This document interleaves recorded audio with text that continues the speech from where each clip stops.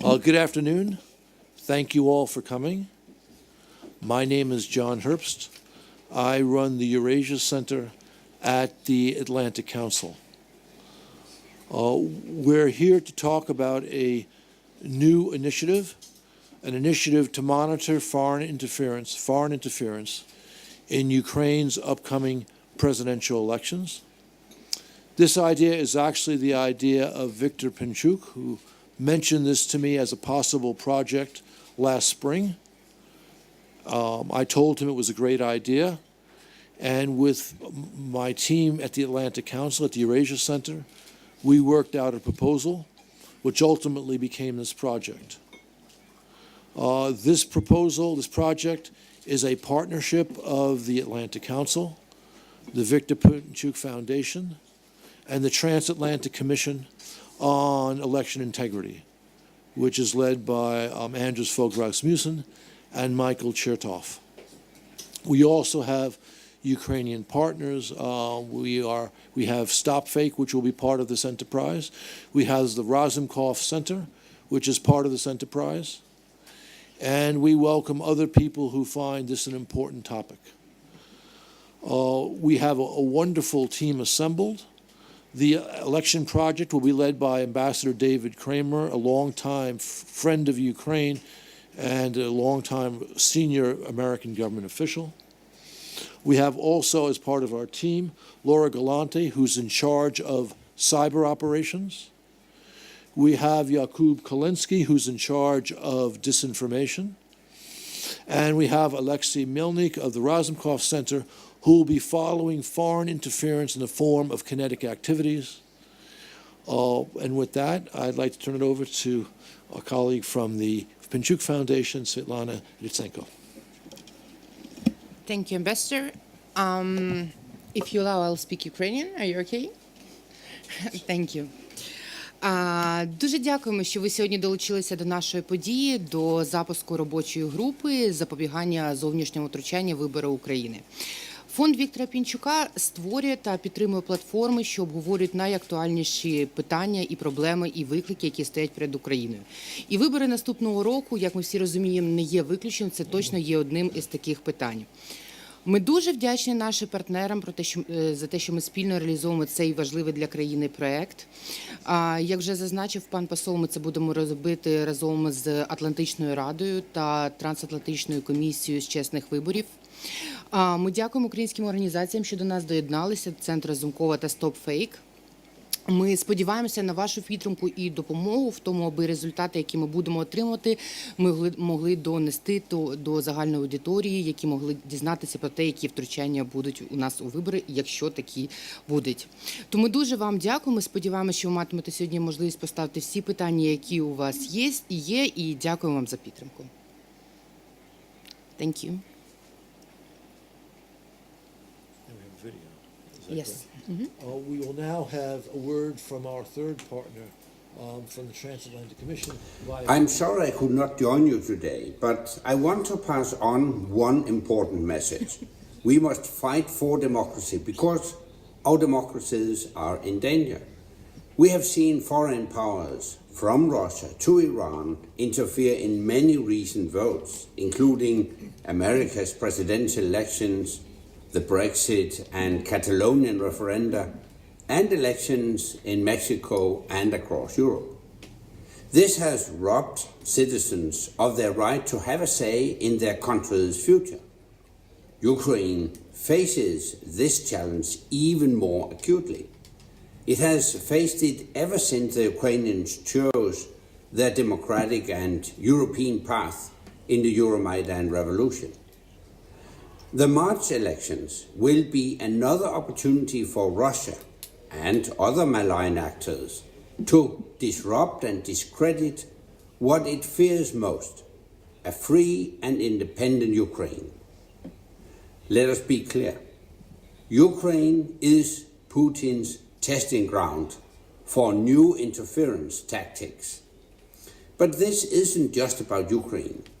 Often what is tested in Ukraine is then redeployed in Western democracies. We already saw this with the recent naval aggression in the Sea of Azov.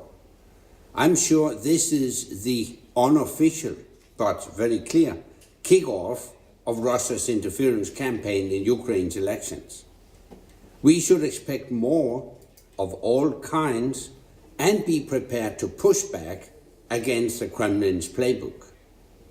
This is why the Transatlantic Commission on Election Integrity, which I co-chair with Michael Chertoff, has so enthusiastically joined the Viktor Pінчук Foundation and the Atlantic Council to launch the Ukraine Election Task Force.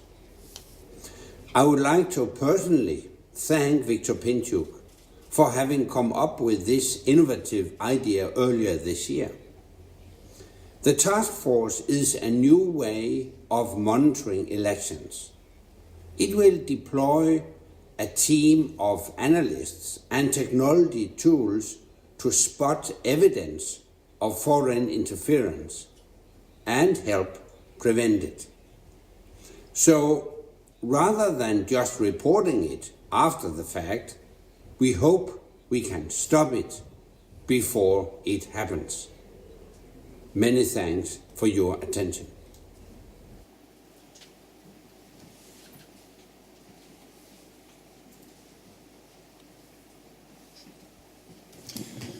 Good afternoon. Thank you all for being here, and let me also say it's a privilege for me to be a part of this important initiative with the three partners and to have an opportunity to work with my good friend, Ambassador John Gherбst, again, with whom I worked when we were both in the U.S. government and the State Department. And I'm delighted to be teamed up with such wonderful colleagues on this important initiative. Elections are a critical part of any democratic development in a country, and Ukraine has demonstrated over the years that it is capable of conducting very good elections and having a peaceful transfer of power, and there are some countries that don't want to see your country do that. Elections can be a challenging thing to conduct in a proper manner. After many years of living in Washington, I now live in Miami, Florida. And the state of Florida, over the years, has had some challenges counting votes. So we approach observing of other countries' elections with a certain dose of humility, which I think is very important. But what shouldn't be tolerated is interference in another country's election from an outside force. And that's our focus in this task force, to try to anticipate and expose and shed light on outside interference in Ukraine's upcoming presidential election. And as Secretary General Rasmussen indicated, the expectation, to the extent that there might be, is that it will come from the Kremlin, from Russia. But if there is interference from other sources, we will also look to expose that as well. And we want to raise the level of awareness both inside this country, but equally important in Europe, in the United States, and Canada, and elsewhere. And that's why I think it's so important to have the three organizations involved who are capable of raising the level of awareness of what's happening in this country.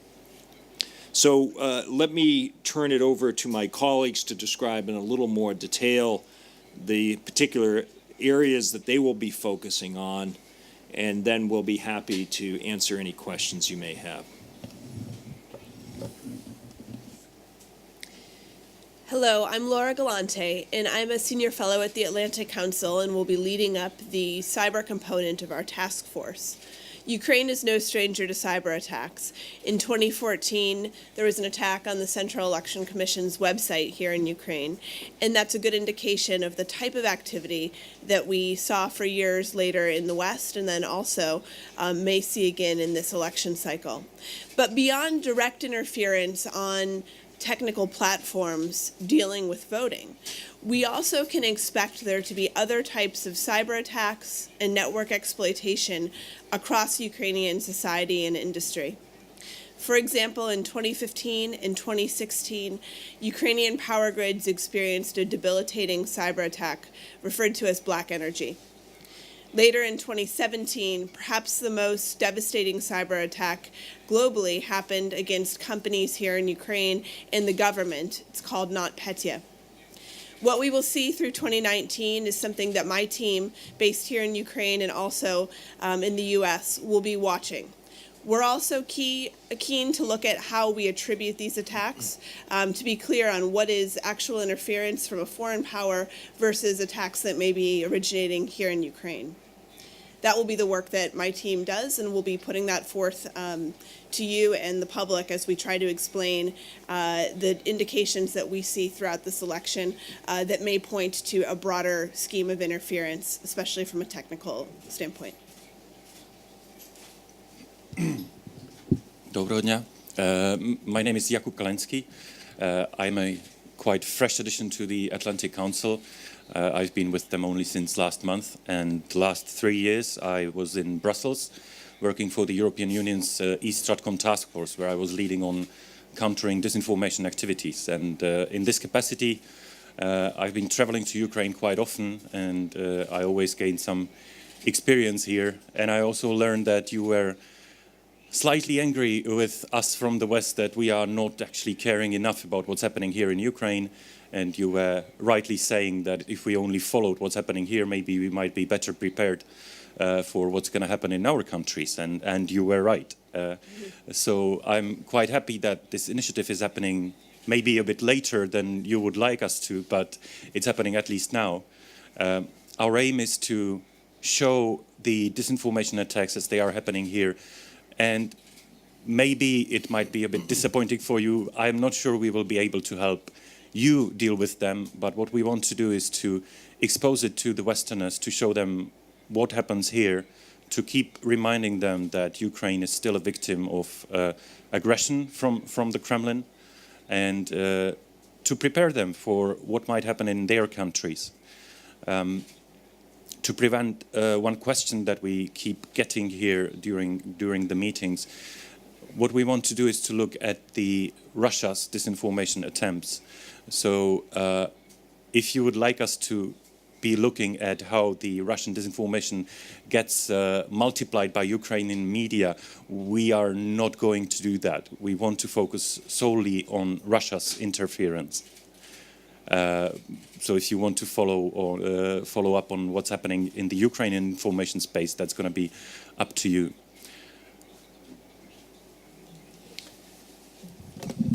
Доброго дня, шановні пані та панове. Звати Олексій Мельник, я співдиректор програм зовнішньої політики міжнародної безпеки Центру Разумкова. І мені надзвичайно приємно за те, що нам поступило таке запрошення приєднатися до цього міжнародного проєкту. Насправді я не є єдиною людиною, яка відповідає за цей напрям. Я просто очолюю невелику команду в Центрі Разумкова, яка постійно буде моніторити, аналізувати події, які відбуваються в сфері, скажімо, можливого силового втручання в українські вибори. Але також Центр Разумкова періодично збирається проводити невеличкі наради, тому що ми повинні тестувати ту інформацію, яка в нас є, з нашими колегами з внутрішньої політики. Тобто, якщо ми щось фіксуємо, то це повинно бути підтверджено, що це не просто якийсь черговий акт чи ескалації, але це має бути пов'язано або опосередковано, або напряму з впливом чи можливостями впливу на українські вибори. Тобто одна частина – це моніторинг, друге наше завдання – це максимальне розповсюдження інформації. І таким чином, скажімо, у нас значно збільшуються можливості, ми цим все одно займаємося, але зараз, отримавши таку платформу потужну, ми розширюємо спектр аудиторії, особливо західної аудиторії. Ну, там, якщо я не помиляюсь, десь близько 10 тисяч підписників, які будуть регулярно отримати ці бюлетні.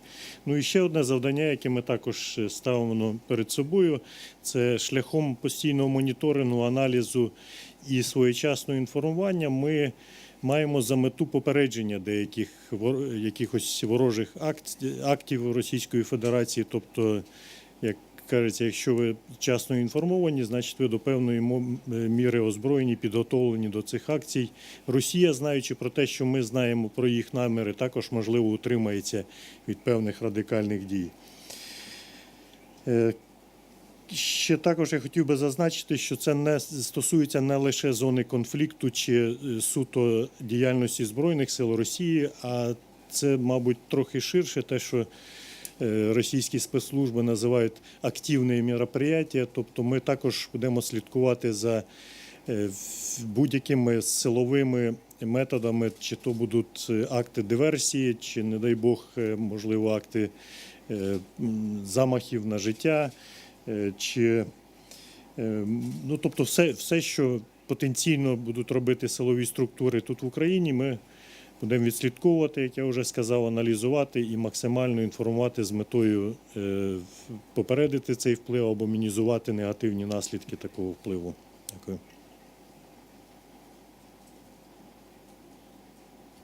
Thank you very much, Alexei. And to underscore, Alexei is here to emphasize that this is not just an American or a Czech operation. Ukraine is very much involved, and Ukrainians, including Maxim Eristavi, who is with us here today, who's going to play a very important role in dealing with the media. And Laura and Jakub will have Ukrainian colleagues and partners on this as well. So don't get the impression that we're coming in from the outside without having any local partners on the ground involved in this. This will be very much an international effort that has Ukrainians as a central part of this.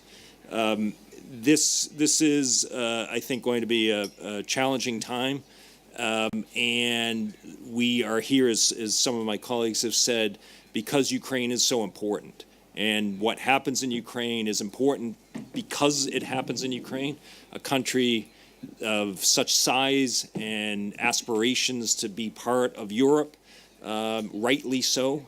And we are here also because, as Secretary General Rasmussen mentioned, what happens here is often going to be replayed elsewhere. From the 2014 attacks that Laura referenced to the interference in the U.S. election in 2016, it is important that we keep an eye on what outside forces, in particular the Russians, are up to here. So we're very glad to be here. We also want to emphasize that we are not looking to monopolize this field. This is an effort to work with all of you and anyone else who may be watching this to send us information, leads on what's happening, send us links to things that you uncover yourselves. The idea is to work together on this and to make this initiative part of a larger effort to ensure that Ukrainians have the free right to vote for whom they want and to determine their own future through the electoral process. So I think, John, without further ado, we can open it up. Questions? Hi, Jim Brook, Ukraine Business News.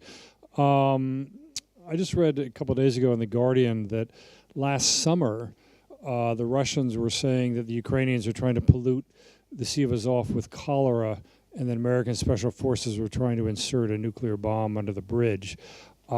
This was in the Russian media apparently July, August, September, October. I'm just learning about it now, December 10th. That leads up to my question: how fast is your turnaround time going to be to react, expose, denounce? It's all very nice to 2 months after election to come out with a great paper, an academic paper, if you excuse the expression, but we need reactions in real time to what is happening. We don't need to hear about it 6 months later.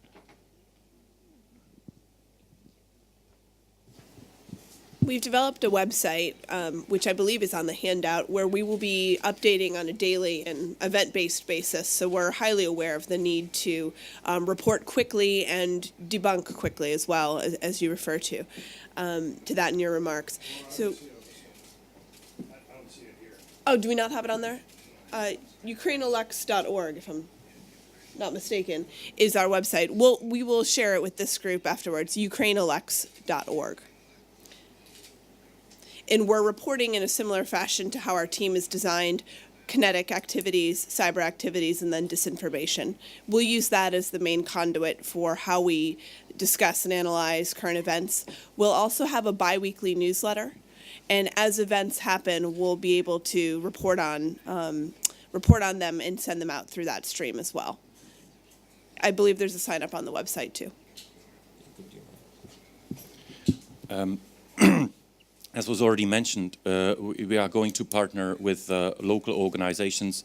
I believe I can mention from our side at least Stop Fake, and we are finalizing the negotiations with other organizations. So please do not expect directly from us that we would be the quickest reaction. It will also depend on the speed of reaction of our partners. It is obviously true that very often you can see what's going to happen in the military space by following the information space that Kremlin controls. That is true. On the other hand, it is not that 100% of what a Kremlin information ecosystem produces would get then translated into the kinetic space. So you would very often see there accusations about military activities that will not happen at all. Dividing the one kind from the other is slightly tricky, and I'm not sure this can be our role. For this, you would really have to have also some military intelligence, etc., etc. And Jim, just on, we're not part of any government. We're a non-government project. But we fully take your point that producing something that might be of interest academically after the election is over will be of interest, particularly now that I'm in a university, but it won't have the impact that we want, which is to expose this, not quite in real time, but as quickly as possible. We're not in a position to push back on it. That's not within our mandate, but it's to provide the information for others to be aware and to take whatever steps they need to. If I may just confirm, it's Ukraine, ELECTS.org, ukraineelects.org.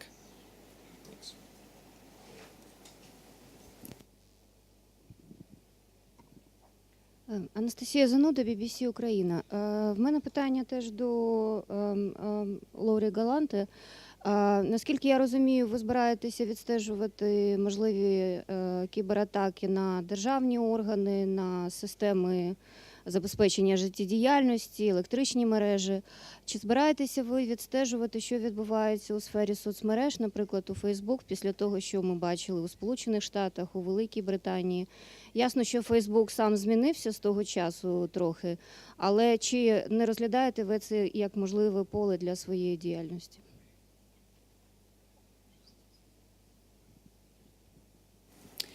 That's a great question. Thank you. So this question speaks to why we've set up two different parts of this task force. One on the cyber element, the technical piece, which my team will be looking at, where we will be seeing what networks are hacked and reporting on that news. The social media component and how information from those hacks will be used is something that Jakub's team will be looking into extensively. And then again, I will simply refer to what I said earlier. Here it will truly depend quite a lot on the speed of reaction of our local partners. But it is obviously, apart from the information space in the print and online, apart from the information space in TV, social media are obviously one of the areas we are looking into. We do also have close working relationships through this with the social media companies, and we will want to be able to explain what we are seeing. In addition to Western policymakers and audiences, we will also be talking closely with the tech companies and social media companies.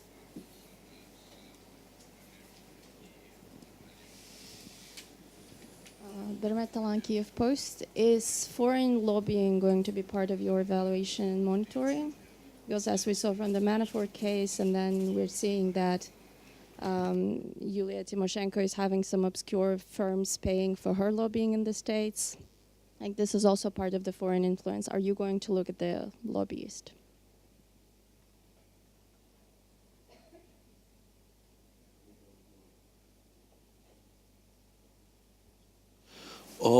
Our work is focused on foreign interference, not the domestic political battle among candidates to become the new president of Ukraine. I think that if a candidate hires a lobbyist, that's basically a domestic matter of Ukraine, not a foreign matter. So unless a foreign lobbyist is inappropriately involved, not in advising a candidate, but trying to affect the elections illicitly, this would not be something we look at. I would just add, interference means someone from outside getting involved without an invitation to do so. So if a lobbyist is engaged, and if that's legal under Ukrainian law, then I wouldn't describe that as interference. But interference is something that is uninvited, unwelcome, and with the design of trying to disrupt or influence in one way or another the election.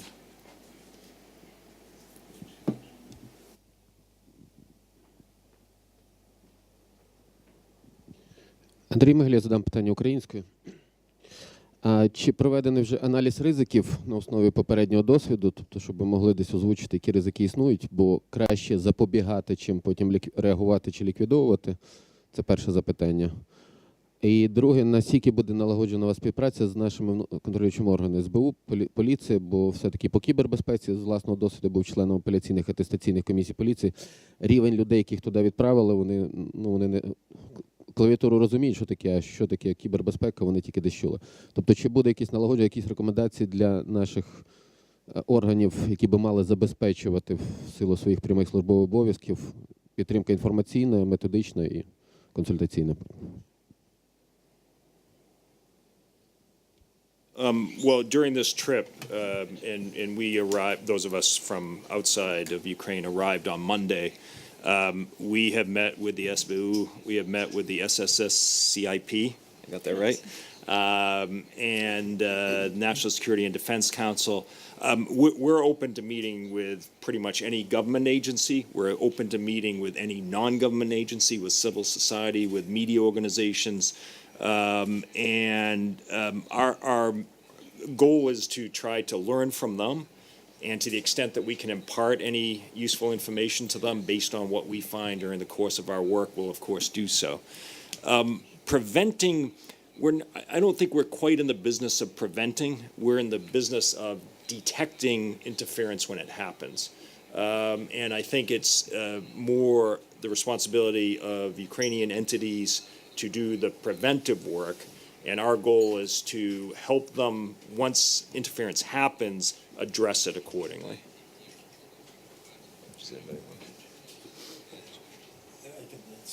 Yeah, sure. Hold on one second. Я також можу підтвердити, що всі ці зустрічі, які ми мали з представниками наших урядових структур, вони не лише підтверджують відкритість і готовність до співпраці з боку учасників проєкту, але також ми зустріли дуже, скажімо, обнадійливі заяви з боку керівників силових структур, тобто є розуміння з обох сторін, те, що це для України робиться, і також це робиться для наших партнерів.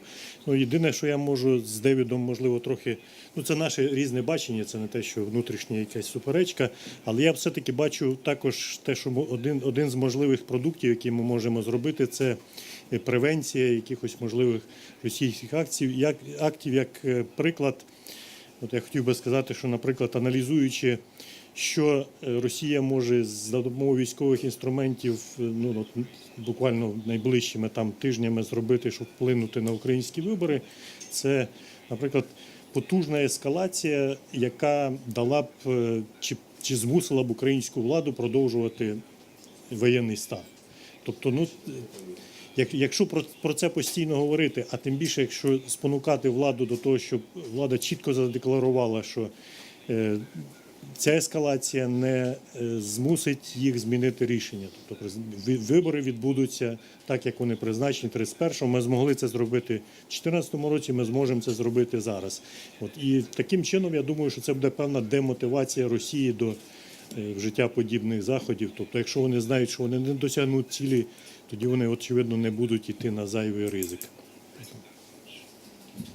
Actually, just to reinforce Alexei's point, there's no difference between us. There's, in some of what we've already done, we do stress the importance of staying on track. Conducting the election as scheduled, conducting it in a free and fair fashion will demonstrate that nothing will deter this country from the path that it has chosen.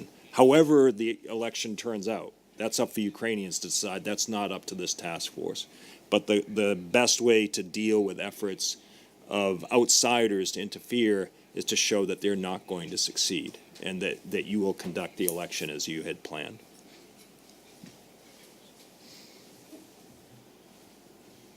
Доброго дня, Марина Євтушок, Апостроф. В мене питання таке більше з практичної площини.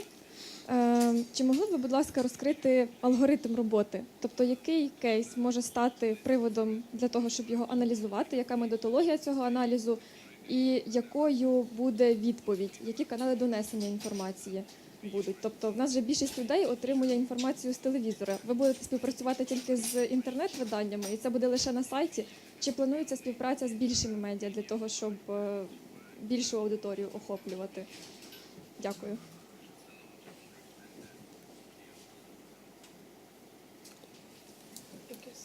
Do we each want to take?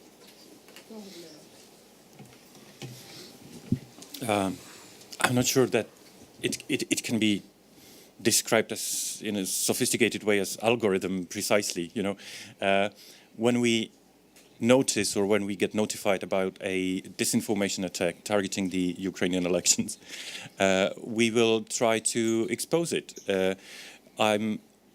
I know that it might sound that it might be not extremely useful for you, but the purpose, as we mentioned in the opening speeches, is basically to highlight what's happening here for the Westerners for two main reasons: to keep reminding them that there is still a European country under attack from various strands, be it cyber, be it information, be it military operations.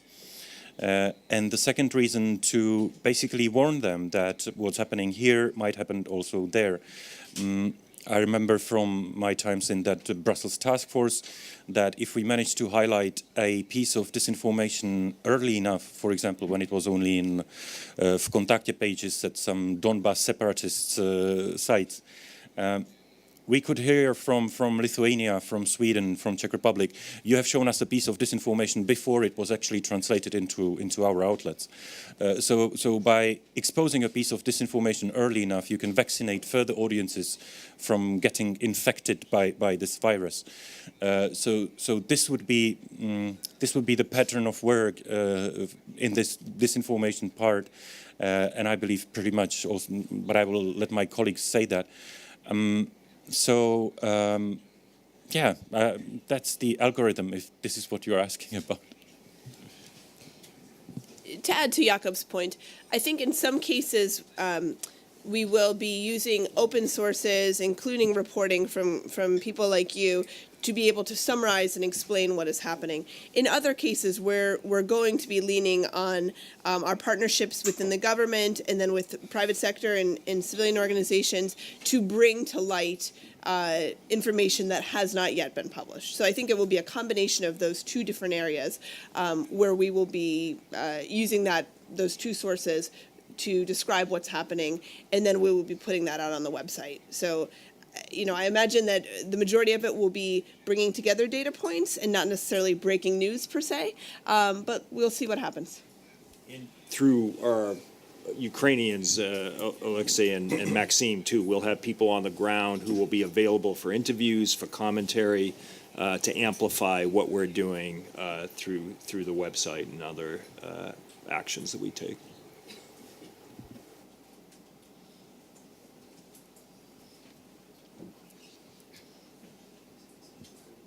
Thank you. Jim Brook again, Ukraine Business News. Jakub, this is maybe more for you. As you know, for now 2 or 3 years, Ukraine has been asking Facebook to open an office here, staffed with Ukrainian speakers. After the big Washington Post story, I think last month, that came to the fore again. Have you heard if Facebook is indeed going to open this office? We've got a 90-day countdown to the election. Is there any movement on the social media side there? I believe actually Laura might know more about this. I have not heard that they're opening a Ukraine office, but that's only my sourcing. I'm sorry, I will not really tell you. Yeah, for me, actually, social media were always just one of the channels spreading the disinformation, and I was rather more interested in the content of the message than the channels via which it gets spread. So, yeah, I'm sorry, I don't know.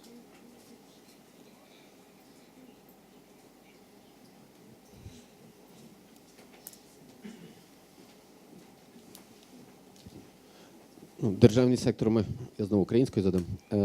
Державний сектор ми отримали відповідь, а яку допомогу ваша організація потребує від громадської спільноти України? Тобто, хто вам потрібен і як вони могли б до вас звернутися?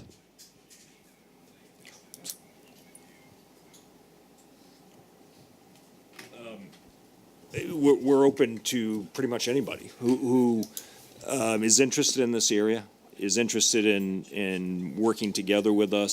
Again, Alexei and Maxime would be the local points of contact here, and others that we bring on with this initiative, partners. This project will depend in large part on working together with the NGO community, with media organizations. And as I said earlier, we have no monopoly in this area. This is one that is, we feel, so important that it requires collaboration and partnership with many different entities, even on a very informal basis. If I may, again, I will talk about the experience I had in East Stratcom, which is probably also why I was brought on this team. But from my experience, obviously it is crucial for us to be partnering with the biggest and most experienced organizations like StopFake, as I already mentioned. But not only that, even like individuals or smaller NGOs can really help us a lot. And for example, the recently tragically died Sasha Nikonorov, he was a tremendous help for what we were trying to do. He was precisely the guy who would be able to show you a piece of disinformation when it was only on some very marginal sources, when not many people actually cared about it. I think he was actually the first one who brought to our attention this piece of disinformation that Ukrainian armed forces are being joined by ISIS fighters. I think it was November 2015, after a few weeks of recycling on Russian control outlets. It was Dmitry Kiselyov who said, as we know, as many media said, ISIS fighters are now joining Ukrainian armed forces. This is actually something where a local NGO that knows the local sources of information might be even much more helpful than someone who is working from the center. We had precisely this experience. You can't really expect that someone who is in the capital will know everything about what's happening in the countryside, and you can't expect that someone who's working from a DC office, or in my case from Prague, will be extremely quickly aware of what's happening in Zhytomyr or Chernivtsi. So yeah, the local NGOs can be of crucial help, and the quicker they get in touch with us or alert us about something we should know about, the better for this project.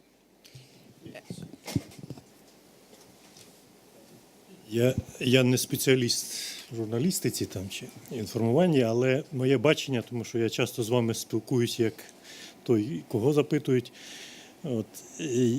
Ви, по суті, всі вже в цьому берете участь, тому що більше чи основне джерело, яке ми використовуємо, це відкриті джерела інформації, це те, про що рапортують наші ЗМІ чи зарубіжні ЗМІ. Тобто ви вже і так в цьому берете участь. Що б я вам запропонував, наприклад, те, що ми пояснювали, що частина, що стосується військової складової, це не буде ще один сайт, який буде інформувати про події, які відбуваються на українсько-російському фронті, чи то на Донбасі, чи то в Азовському морі. Тут буде інформація та, яка, на наш погляд, має відношення до впливу Росії чи втручання Росії в українські вибори. Тобто, якщо ви в своїх десь репортажах, можливо, інтерв'ю, які ви берете, задасте оце питання чи військовим, чи нашим політикам, чи просто експертам, тобто ми будемо будувати це те, що називається оцей awareness. Тобто, якщо ви людей, чи ми будемо спонукати людей думати над тим, що дивіться на це уважніше, тому що якщо просто йде інформація про те, що вздовж кордонів України 120 тисяч військ, має це відношення. А ви запитайте, а яке це має? Чи це має дійсно відношення до якогось втручання виборів? Я думаю, що таким чином ми дійсно краще всі будемо розумітися в цьому.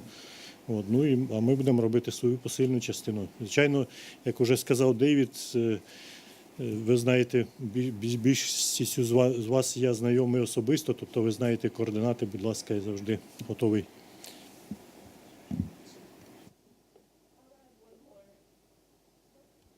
Yes, I'll add one more very tactical way to assist, and it's this: if and I say this with a bit of risk, but if you have an email that is particularly suspicious, we would be interested in seeing something like that. If you come across or your website itself experiences a DDoS or any other type of degradation or disruption attempt, again, an interesting tidbit. If your sources feel that their email is either being looked at or they are themselves receiving particularly suspicious emails, those types of leads are incredibly useful and would be something that our team would be interested in following up on. We'll find a mechanism for submissions, again, on our website, ukraineelects.org.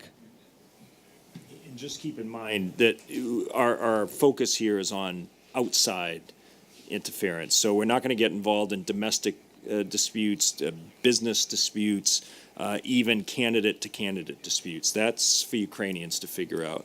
Our focus is on what's coming from the outside into this country.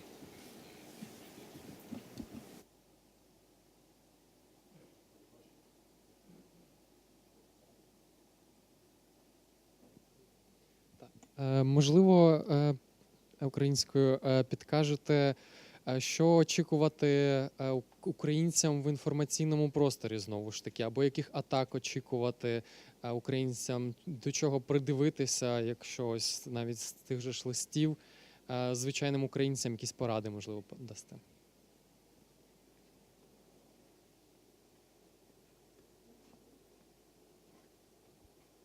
Do you want to start? Okay. So I would be looking for a couple different indications for foreign interference, and in particular Russian interference, just to be direct. The Russian APT group, or Advanced Persistent Threat Group, known by APT-28 or Fancy Bears, which is the GRU, frequently uses spear phishing, so phishing emails of themes that are of interest to their targets. Now, I know that's broad, but if you're a journalist and it's some detailed new headline, right, or something that's particularly interesting to you as a journalist, that's sometimes an indication that thought has gone into you in particular as a target, right? If it seems too good to be true, it might be. I would be looking for targeted information sent to you. The other sort of indication that you may be looking at something that's originating outside of country is simply through the tracking of that activity. So whether the IP addresses and the forensics behind it are coming out of Russia, you as a journalist or person yourself probably aren't going to be doing that analysis. But where security companies here in Ukraine and other civil society and actors who are focused on monitoring the information space here from a technical regard, where they are seeing anomalous activity in the malware and in the infrastructure hitting networks. Those are good indications that we should dig deeper into who might be behind those types of attacks. I'll turn it over to you for a little bit more on the information side. I believe, and it's kind of confirmed by the meetings we are having here, that it's probably still too early to talk about, promoting or attacking a very specific candidate. If you have a look at how, for example, the campaign before the French elections looked like, they weren't very sure which candidate to promote or which candidate to attack until a very late stage of the campaign. It also depends on how the polls are coming up and down. I think at this stage, 4 months before the elections, it will be mostly about undermining the trust of the citizens into the fairness of the electoral process. This trying to persuade consumers of the media that the elections will be rigged, that there will be some falsification, that also the citizens shouldn't trust the whole post-Maidan development, to make them doubt whether the course on which Ukraine currently is, whether it is the right one, and whether you actually shouldn't hit the brake or even go on the other side. I think that although it might be more abstract, it is certainly something that I would advise you to have a look at, because it might be potentially very corrosive. And if you prepare the ground by sowing discord and spreading doubt and fear for a long time enough, if you prepare the ground, then the tactical operations that may come even just a few days before the elections, they might be much more impactful when the audience is already prepared that something might be fishy around the elections. So that would be my advice, but I am sure this will have a development the closer we will get to the election day. In January 2017, the U.S. intelligence community concluded in assessing Russian interference in the U.S. election that the Kremlin had 3 main objectives. One was to try to discredit the whole process, to sow divisions, as Jakub was describing, to create further controversy, inflame controversy that maybe already existed. The second goal was to damage the candidacy of one candidate, obviously Hillary Clinton, and the third goal was to boost the candidacy of the other candidate, Donald Trump. I think that broad pattern could be repeated here. And the idea of trying to, as Jakub mentioned, undermine the sense of credibility in the electoral process, to sow doubt in Ukrainians' minds about authorities, to defend against outside interference, that, I think, is a virtual certainty. Maybe, as Jakub mentioned, it might be a little too soon to assess the degree to which they want to hurt certain candidacies and help certain candidacies. Maybe just also to be at least a bit more specific, this sowing discord and amplifying divisions, it usually goes via promoting as extreme voices as possible. So you might see on Russian outlets Ukraine being represented by the most radical voices, although they do not represent the mainstream. So you are trying to, basically destroy the mainstream from the outside by promoting both extremes. I think this is certainly something you might want to look at. And obviously exploiting some historical issues or regional issues, national minority issues, this is definitely part of Kremlin's toolkit. So I guess it could be expected that, for example, some Polish-Ukrainian tensions or Ukrainian-Hungarian tensions might be exploited.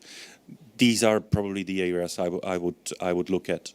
Also, probably the messaging, that, for example, that Oleksandr Usovsky was paying 500 bloggers in Ukraine for, that Ukraine is not Europe and doesn't belong in Europe and will never belong in Europe, and that Europe doesn't care about Ukraine, which in my opinion, can all be classified as pure disinformation because this is simply not true. I would also have a look at promoting this kind of messaging.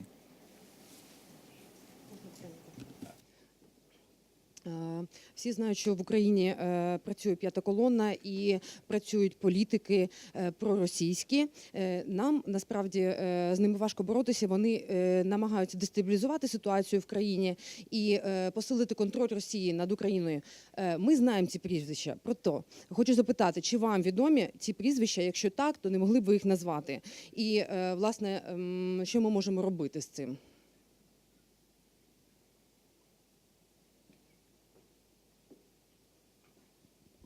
There may be candidates who want a different approach or policy toward Russia.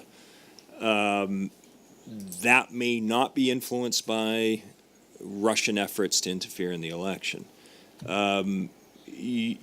There may be candidates who will criticize the current government and its policies in dealing with the Russian threat, with domestic issues, with corruption. So there may be some instances where the positions of those candidates will coincide with Moscow's interests, but they may not be inspired by Moscow. So what we want to do is to find where there is interference coming in from outside that may be tapping into those views, may be exploiting those views, but the views in and of themselves of candidates isn't necessarily evidence of foreign interference.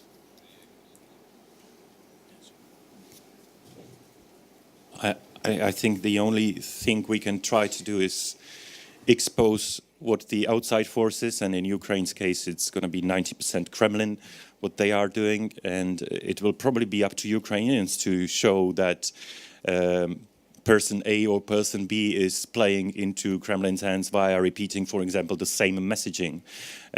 I am from Czech Republic. Maybe you have heard about our president. If you should describe someone as a fifth column serving the Kremlin in Czech Republic, it would be him.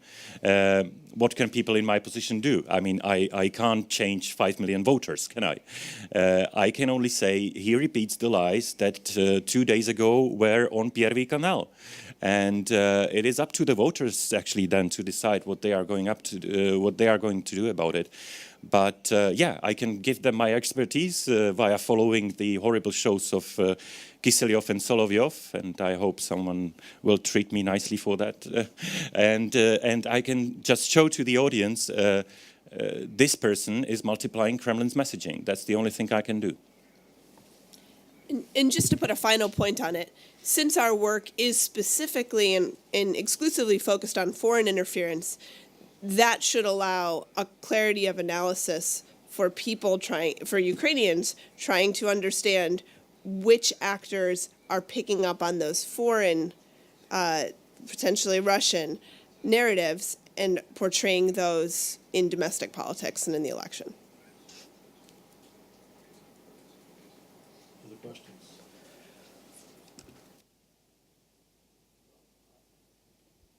I would like to thank you all for coming. You have our coordinates. You can find us our dashboard. You can provide to us. Actually, I'll leave some cards on the table. If you're not receiving our newsletter, which we are sending twice a week, and want to, send me an email, and we'll make sure. Yeah, I'll try every other. What did I say? Twice a week. Oh, every other week, twice a month. We'll make sure you get this. And we encourage you to send this to your friends and your colleagues. And if you see clear instances of disinformation, будь ласка, let us know, because we consider you our partners in this effort. And our thanks to Interfax for hosting us here today. Very grateful. Thank you. Дякую. David, you hit that hard question exactly right. And you can see how good our team is. No, I'm glad that you did it. It gave me a good reason.